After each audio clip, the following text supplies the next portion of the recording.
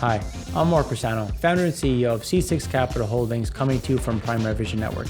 Today we're going to keep the show short. We're just going to look at the Primary Vision Frac Spread Count and put some color around it in terms of what has the IEA said about demand, where do we think demand's going to shake out, but we're really going to go deeper on the demand picture and OPEC overall after the OPEC meeting on August 19th. So we can just dive right in, and you can see that for where we came in at about 70. So it's the same versus last week. And even though it's the same versus last week on a national level, we saw some movements and adjustments between basins. We had a small decline in Appalachia, and that is really within the norm if you consider where pricing is and where current storage is, which we wrote about in our recent Frac Insights that came out today. But when we look at Texas overall, we can start to see that Texas is starting to heat up a little bit, which is really against the normal trend. So we normally see August as a down month. And for those that are in Houston, you just know that it's inherently hot. You know, if you're in Texas, it's inherently, there's a lot of heat in the summer months, specifically in August, which is why September is where we normally see that increase.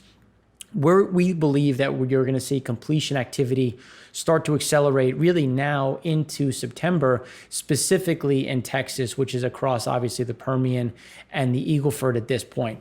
You know, we've had some good questions come out from our viewers and from people that follow the show asking, why are we different than some others?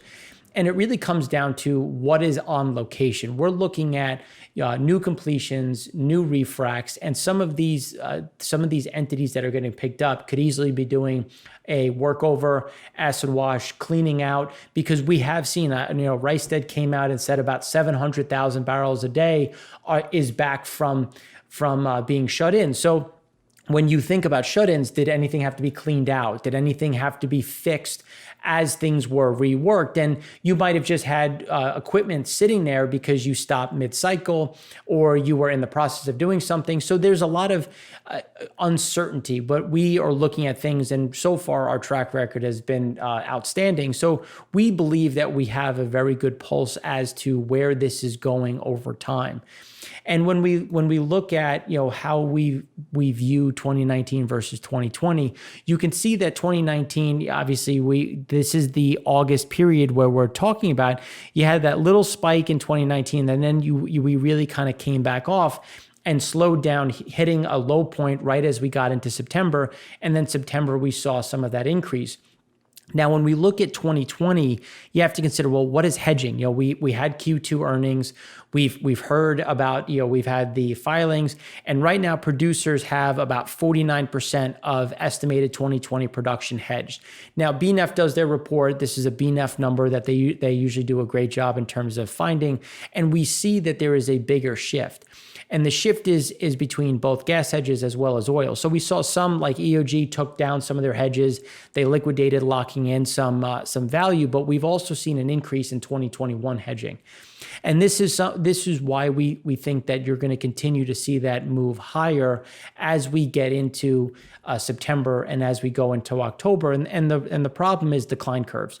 We keep talking about decline curves, the importance of trying to mitigate some of the worst declines, which is why we think that you're going to start to see some of these increases. Now, again, you're not going to offset all of it, because you can say that there's about 150 spreads, give or take, that are needed to keep declines flat. So if we wanted to keep production at where it is right now, we'd have to increase completion crews to about 150. Now, given there's efficiencies, there's fracs, dual fracking, there's other ways to maybe move that around. But again, we're looking at something in terms of what could be on a go forward level. But as we see it here, we came in at 70, but that's going to slowly start to grind higher as new crews get activated and we start to see some adjustments within the basins themselves. Now, it's important to appreciate where we are over the last 3 months. We come in at 147. We had the quick drop off as the COVID situation really took hold. People really shuttered a lot of their production. And then we bottomed out at that 45, and we've slowly seen that grind higher. We believe that now that we've kind of hit this trough, we're getting ready to rally back up. And again, we've heard it from EMPs, we've heard it from OFS. There's going to be a reactivation as we go into September and October, as guys look to now kind of manage those decline curves. And then the question is going to come down to demand. Like, what does demand look like? We've already had some new commentary about shutdowns on the refining side. Martinez in California, they're going to shut down. Phillips 66 announced a refinery being converted to biodiesel, and we're starting to get announcements of what turnaround season is going to look like. It's specifically in PADD 3 through the shoulder months, which is usually viewed from Labor Day until let's just say the first week of November, depending on whenever the cold likes to come around. But the bigger focus that is gonna really take center stage is going to be this the China trade deal, because we've started to see an uptick in China purchases ahead of the meetings about the trade deal and where they sit on the trade deal. So right now, China pledged in January to buy $18.5 billion worth of energy products, which was supposed to be over the 2017 numbers, which implying the total demand of 25 billion.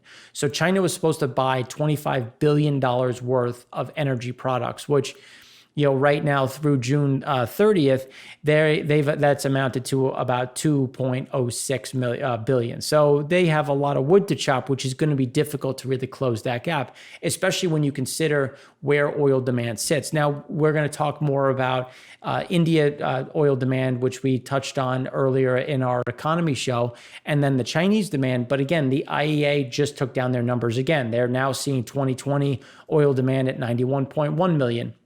Which is a reduction of 140,000 barrels versus their previous estimates. Now, we still remain low. There's a lot of excitement about gasoline in terms of what's happening. But again, we're in the middle of driving season. So when we look at what's going to happen on the refining level, we still see a lot of headwinds in terms of oil demand. But again, even with that oil demand, you still need specific grades, you need specific types, which the US and shale still has a home, still has a place. So even if it's not at 13 million, there's still going to be an area in which there's going to be demand for US crude, which is why we think there's going to start to be some adoption, especially as we go into the later months, and these E&Ps are trying to figure out the best way to set up their 2021, which is why we think that we're going to get to, let's say, about 85 spreads by the time we get to the end of September, which sounds sizable in terms of adding 15 spreads. But if you consider where the natural gas curve is, you've had a nice rally. And then the question is some of this heat that is coming out going to pulse or at least soften some of this massive build in storage as we head towards the winter months. So these are things that are going to be that we're going to kind of go back and forth with. So the Appalachia will most likely stay relatively within our confidence range, which we talk about in our report. And then as we go through, we think Texas is going to be the big driver. I know a huge, stepping out of our comfort zone by saying Texas, but again, we're also seeing Texas, but we're also seeing some of these smaller basins where we're getting some contract work as some of those private E&Ps also look to adjust their decline curve and bring back some work. And we'd be remiss not to talk about Southwestern and MR, and we're starting to see some of these additional consolidations. It was really at no premium when you're looking at equity value, and we're continuing to see some of these consolidations. I think now Southwestern MR is about 3 BCF a day, and it's now the third largest in the area. And you're starting to see those consolidations. And as you consolidate and try to get the contiguous acre, try to get to the level of comfort where you can achieve some economies of scale, we believe we're going to see some of these additional consolidations, and we don't believe a lot of premium is going to be baked in.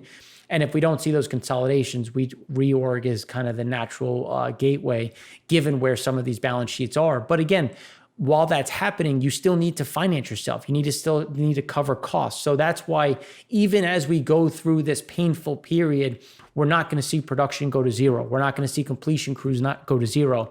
You're going to see completions start to reactivate, because when you come out of a reorg or a repackage of bankruptcy, you need to have a plan for the other side. And if your decline curves are 30%, that cliff is going to be very hard to climb back up. So it's a matter of managing that as we go forward.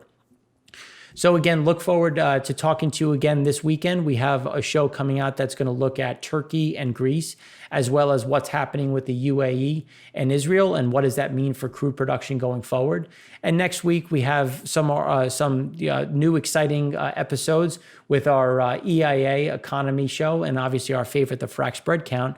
And then you can expect a China update looking at the Three Gorges Dam, what's happening with the trade deal that we talked about in terms of energy purchases, and then wrapping up with our OPEC update. So it's going to be a busy week.